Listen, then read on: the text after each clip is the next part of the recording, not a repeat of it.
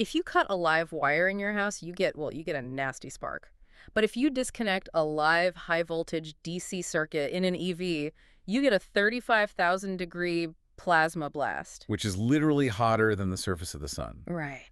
Welcome to this deep dive into the hidden hazards of electric vehicle safety.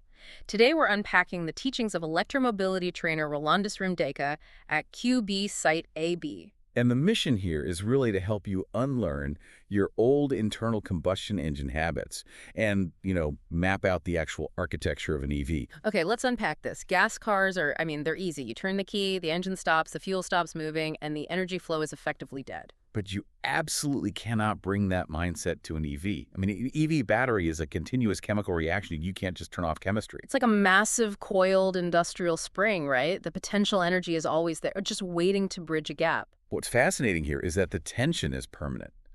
So EVs rely on these massive relays called contactors. When you power down the car, these contactors physically open up. To create a literal air gap.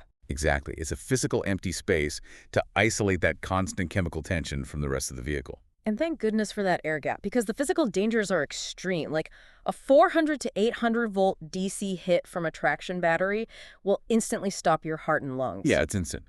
But what's really scary is the lower voltages. Oh, right. That really caught my attention. Even a 60-volt DC leak can severely injure you, but silently. It's not some sudden jolt. How does a lower voltage even do that? Well, it's through electrolysis. DC current doesn't just shock your nervous system, it actually alters your blood chemistry. Wait, it changes your blood? Yeah, it creates toxins in your bloodstream. You might feel totally fine, walk away, and then get severely ill hours later from internal poisoning. Wow. So you basically have this permanent, toxic, coiled spring sitting in the chassis.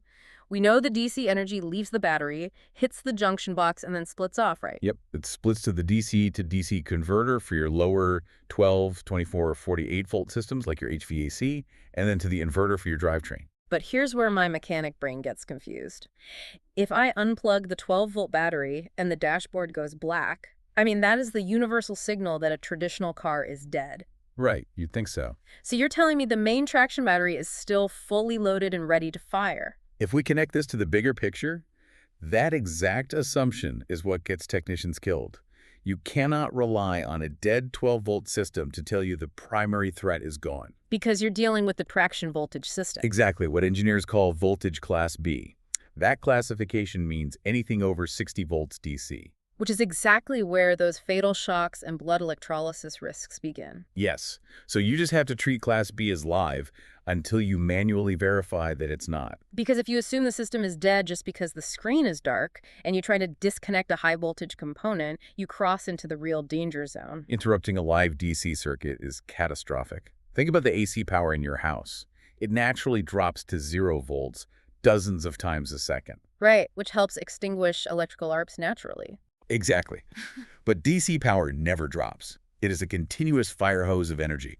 If you pull apart a live DC connection, the energy doesn't just stop, it jumps the gap. Creating that 35,000 degree arc flash we talked about at the start. It instantly vaporizes the copper wiring, expands rapidly, and hits you with a concussive shock wave and a plasma blast. That is terrifying, and I guess that's why the verification rule we found in the sources is so strict. It's prove the instrument, measure, then test the instrument again. Yep, you check your meter on a known live source, verify the EV circuit is dead, and then test the meter a second time. Just to prove it didn't secretly break while you were taking the measurement. Exactly. And since you obviously can't practice pulling apart live DC circuits on a real car without, risking your life. Yeah, that would be a bad idea. Very bad. The industry uses something called the TVS-RIG. It's a controlled, camera-monitored simulation system that lets you build a muscle memory for those exact verification behaviors safely. It really comes down to a fundamental mindset shift, doesn't it? Like, treat the system as live.